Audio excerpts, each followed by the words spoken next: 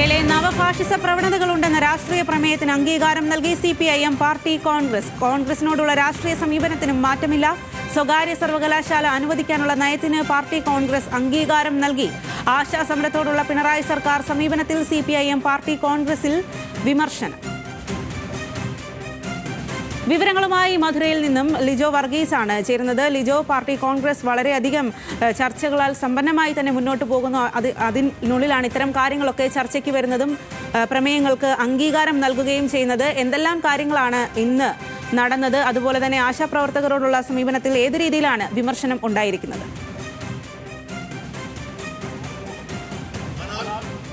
CPIM 24-ാം party കോൺഗ്രസിന്റെ ഏറ്റവും പ്രധാനപ്പെട്ട ഒരു കാര്യം, അതായത് ഇപ്പോൾ നടന്നിരിക്കുന്നത് രാഷ്ട്രീയ പ്രമേയത്തിലെ ചർച്ച പൂർത്തിയാവുകയും അത് അംഗീകരിക്കുകയും ചെയ്തു. രാഷ്ട്രീയ പ്രമേയം അംഗീകരിക്കുകയും ചെയ്തിരിക്കുന്നതാണ്.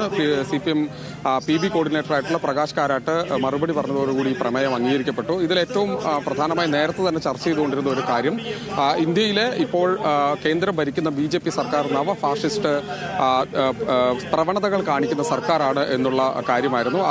അത് വളരെ വിശദമായി നേരത്തെ തന്നെ ചർച്ചകൾക്ക് വിധേയമാകും. ഏറ്റവും ഒടുവിൽ അത് അംഗീകരിക്കുകയും ചെയ്തിരിക്കുന്നു. അതായത് കോർപ്പറേറ്റുകളും ഹിന്ദുത്വ വർഗീയവാദവും ചേർന്നുള്ള പ്രവർത്തനമാണ് ഇന്ത്യയിൽ ഇപ്പോൾ നടന്നുകൊണ്ടിരിക്കുന്നത്. അത് നവഫാഷിസമാണ്, ആ സ്വഭാവമാണ് കാണിക്കുന്നത് എന്നുള്ള CPIMന്റെ കരട് പ്രമേയം ഇപ്പോൾ അംഗീകരിക്കപ്പെട്ടിരിക്കുന്നു എന്നുള്ളതാണ് ഒരു പ്രധാനപ്പെട്ട കാര്യം. മറ്റൊന്ന് കേരളത്തെ സംബന്ധിച്ചുള്ള ഒന്നാണ്. കേരളത്തിൽ സ്വകാര്യ സർവകലാശാലകൾ വരുന്നതിന് CPIM ഇന്നിപ്പോൾ രാഷ്ട്രീയ പ്രമേയത്തിൽ അംഗീകാരം നൽകിയിരിക്കുന്നു എന്നുള്ളതാണ്.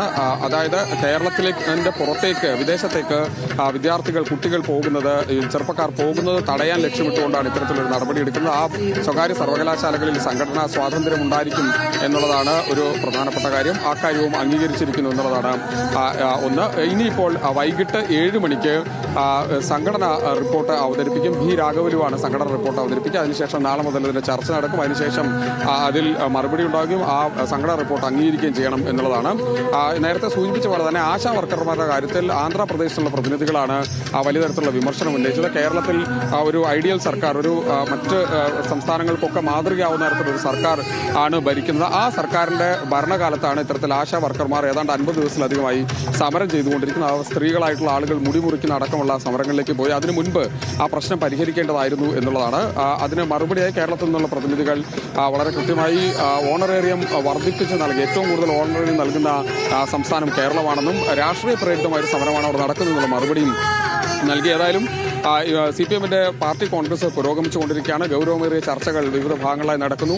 പാലസ്തീൻ ഐക്യദാർഢ്യം ഉൾപ്പെടെയുള്ള ഇന്ത്യയിലെ നവഫാഷിസ പ്രവണതകളുണ്ടെന്ന രാഷ്ട്രീയ പ്രമേയത്തിന് അംഗീകാരം നൽകിയിരിക്കുകയാണ് CPIM പാർട്ടി കോൺഗ്രസ്. അതുപോലെ തന്നെ കോൺഗ്രസിനോടുള്ള രാഷ്ട്രീയ സമീപനത്തിനും മാറ്റം ഇല്ല എന്ന് തന്നെയാണ് പാർട്ടി കോൺഗ്രസിൽ പറയുന്നത്. ആശാസമരത്തോടുള്ള പിണറായി സർക്കാർ സമീപനത്തിൽ പാർട്ടി കോൺഗ്രസിൽ വലിയ തരത്തിലുള്ള വിമർശനവും ഉണ്ടാവുന്നുണ്ട്.